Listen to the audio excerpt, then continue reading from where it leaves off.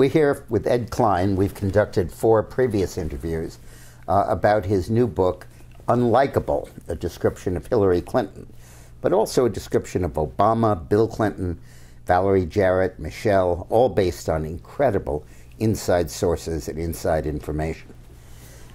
I want to turn now to the issue of Bill Clinton, and I've been speculating whether he really wants Hillary to be elected president. Sometimes he's an aggressive advocate. Sometimes he almost forgets to mention her name. And then he sits back for 6 months while she gets pilloried in this email scandal, and there's not a peep out of him. Exactly. And then when he is at the Clinton Global Initiative, he's covered by the media, so he has to be positive for Hillary. Yes. But boy, I don't feel strong support coming from him. What do you think? Well, one of his closest advisors told me that he, Bill, and this advisor had a very long talk about this whole question that you're raising.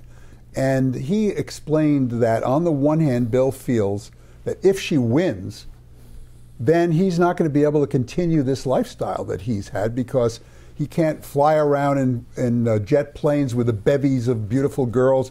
He'll be under total scrutiny all the time. If, on the other hand, she loses, then why would anybody donate to the Clinton Foundation if the Clintons are out of power? So in his view, essentially, it's a no-win situation whether she wins or loses. So he's extremely ambivalent about the whole thing. I also believe that when Bill left office as president, he was incredibly focused on getting his reputation back. Right. He left office with a very low personal favorability rating. Pretty good job approval, but not good favorability because of all the scandals. He had just basically pled guilty to a felony, no low contendere, lost his law license, and so on. And I think he hit on the Clinton Foundation and the Clinton Global Initiative as a way to rebuild his reputation. Yes. And then he encouraged Hillary to run, because there's no question that in 07 and 08, Bill was in her corner. No ambivalence there. Because he felt that Hillary's election would in effect be his 3rd term and a vindication from impeachment. It would wipe out that piece of history of being only the 2nd president ever to be impeached and the 2nd ever to have to leave office. But then the foundation succeeded and made him gobs of money and gave him a perfectly private, wonderful lifestyle and vindication. His reputation is sky high. So what does he need Hillary in the White House for? It's just downhill from here. He's living a royal lifestyle.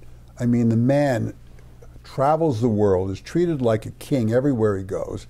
Everything that he eats and consumes and travels on is paid for by the foundation. All this would stop if Hillary became the president of the United States. He was asked by his friend, well, if she becomes president, will you be the first gentleman? Will you move into the White House? Yeah. And he didn't like that idea at all. He said, no, I'm going to continue to do what I always have done. Well, I don't think he can do that. Yeah. Do you think that he has the physical energy or strength to be a major player in a Hillary administration? It's a very good question, because his health is a lot worse than most people, I think, understand. He's had the muscles in his heart have been seriously damaged. This is an irreversible progression of heart disease. He is very much aware of it. He talks about it to his friends all the time. He has said to Hillary, if I die, put on your widow weeds and it'll be worth 2 million votes for you. And so death is very much on his mind. I think this is a man who may not be around very much longer. It takes a huge amount of energy, a huge amount of effort to move the federal bureaucracy around. For 2 years, I had the president's ear, and basically he let me use his power. And it was impossible to get stuff done, because it wasn't just the president ordered. You had to go to the Joint Chiefs, you had to go to the Budget Bureau, had to go to the bureaucracy, had to go to the unions, had to go to the Congress. I mean, everybody was a check and a balance on it. It ended up requiring huge energy to get anything done.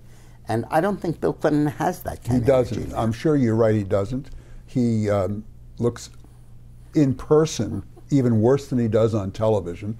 And as we've seen in his recent interviews, sometimes he misspeaks now. He doesn't even have that verbal alacrity that he used to have. Right. When I see him speak, there's always a kind of pause. It's always kind of downtime, Yes. Which I think is searching for a word, which normally he would not have I think to that's do. absolutely true. And far- sometimes he searches for the word and he gets the word wrong.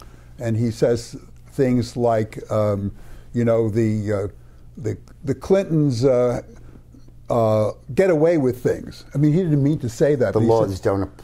We have different rules. That's right. Different rules apply to us. Exactly. And he didn't realize that that meant you get away with anything, as That's opposed right. to people who are more critical Right. of you. This is a far cry from the Bill Clinton who I knew, who in 1994 gave a speech to the Congress broadcast nationally on health care reform, and the kid fed the wrong speech into the teleprompter. And Bill had the speech memorized, having only read it once or twice, and gave the speech from memory, word for word, such that the kid could see where he was up to in the teleprompter when he realized his mistake, put the right stuff in, and he'd just pick it up. And it was 2 years before anyone in the country knew that that had happened. Yeah. This Bill Clinton is not there on duty No, anymore. I think that Bill Clinton is something of the past. Yeah. Well, this has been a wonderful series of interviews. Thank you. And we're going to have a link on dickmorris.com for all of the interviews. This won't be quite like the Nixon Frost interviews, but we'll still promote it. Thank you. Thank you, Dick.